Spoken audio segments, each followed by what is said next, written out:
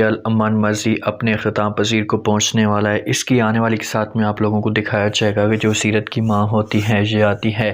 पापा जान के पास आकर जो इससे इंसाफ मांगने की कोशिश करती और कहती है कि जो कुछ भी मेरी बेटी के साथ हुआ है पुलिस साहब मुझे इंसाफ दें, आप शुजा को सज़ा दें। तो चुप करके बाबा जान खड़ा होता है। जब ज़ारा जी माहौल देखती तो ज़ारा आती है और आकर जो वो चाची जान को कहती है कि आप किस इंसान से इंसाफ की उम्मीद लगाकर बैठी हुई हैं, बस आप इसके लिए दुआ करें कि अल्लाह पाक इनको हदायत दे और अच्छे रास्ते पे चलने की इनको तौफीक दे। आप इनसे इंसाफ की उम्मीद जो वो रखना छोड़ दें। कुछ इंसान ऐसे होते हैं जो गलतियों के बोझ में इतने दब जाते हैं कि उनका जो ज़मीर होता है उनको ये इजाज़त नहीं देता कि वो सर उठाकर चले। ये दादा जान के ऊपर तंज करना शुरू कर देती है, लेकिन दादा जान चुपचाप खामोशी के साथ ये सब कुछ बातें सुन रहा होता है और नज़रें चुराने की कोशिश कर रहा होता है, क्योंकि दादा जान का बहुत बड़ा कसूर था। अगर आज इस घर के अंदर ये तमाशा खड़ा हुआ है, सीरत हमेशा के लिए इनको छोड़कर गई है, ज़ारा इनको छोड़कर गई थी, तो ये सिर्फ और सिर्फ दादा जान की वजह से गई थी। दादा जान को अपनी गलती का एहसास तो होना शुरू हो चुका है,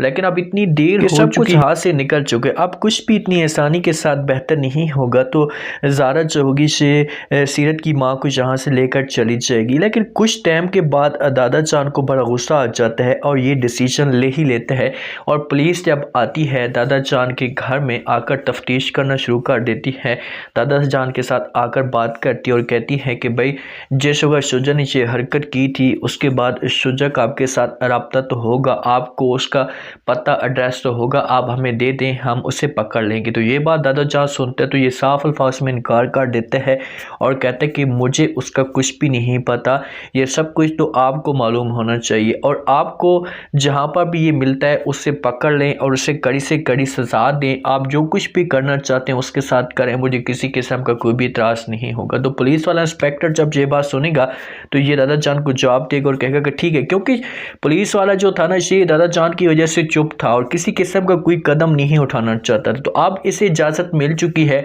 तो लाजमी तौर पर ये गलत कदम हर सूट में जो वो जाएगा, जाकर लेकर आएगा शुजा को जिस वक्त ये पकड़ेंगे, शुजा के ऊपर जुल्म करेंगे, शुजा को मारेंगे, तो उसके बाद जो होगा ये शुजा को अपनी गलती का एहसास हो सकता है और ये अपने फैसले पे पछता सकता है। और दादा जान अब अगर इस बात पे कायम रहता है तो फिर तो मसला खड़ा हो सकता है शुजा के लिए। अगर ये मौके पे तो ये बातें कर रहा है लेकिन अंदर अंदर से जो वो इसे शुजा की साइड कर रहा है, तो फिर शुजा को कभी भी पुलिस नहीं पकड़ सकती। दूसरी तरफ आप लोगों को ये कमाल का जो सीन देखने को मिलने वाला है कि मंशा जो वो कॉल करती है और बातें करना शुरू कर देती है हाथ के साथ, उससे कहती है कि भाई आपको सब कुछ पता होगा शुजा का कि शुजा इस वक्त कहाँ है, आपको अगर पता है तो आप मुझे बता दें। तो आज जब ये बात सुनते हैं तो ये साफ अल्फाज में इनकार कर देते और कहते हैं कि उसकी फ़िक्र करना छोड़ दें, आप अपने बारे में सोचें, अपनी फ़िक्र करें। तो मंशा ये बात सुनती है तो ये पूछेगी और कहेगी कि क्या मतलब तुम्हारा, मैं अपनी फ़िक्र कैसे करूं, और तुम मुझे जो आपकी बात की समझ तक नहीं आ रही कि आप बात क्या करना चाहते हैं,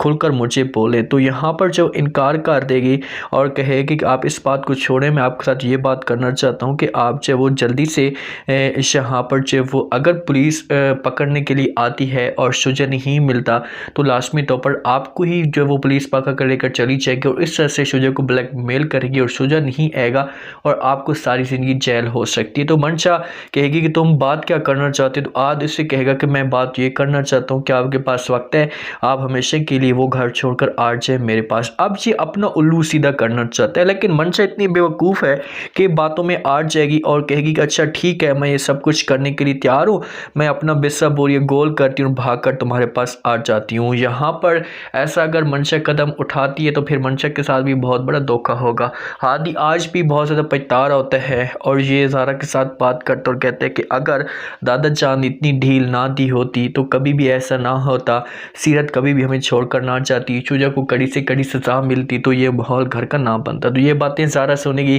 तो ये समझाने की कोशिश करेगी और कहेगी कि जो कुछ भी होना था वो तो हो चुका है, जो मामलात ख़राब होने थे वो तो हो चुके हैं, हम आपसे रिक्वेस्ट करना चाहते हैं, आपसे इल्तिजा करना चाहते हैं कि आप हमेशा के लिए इन चीज़ों को भूल जाएं, अपने दिमाग से निकालें। लेकिन इनकार कर देगा हादी और कहेगा कि कैसे मैं सब कुछ भूल सकता हूँ, कैसे मैं सब कुछ अपने दिमाग से निकाल चुका हूँ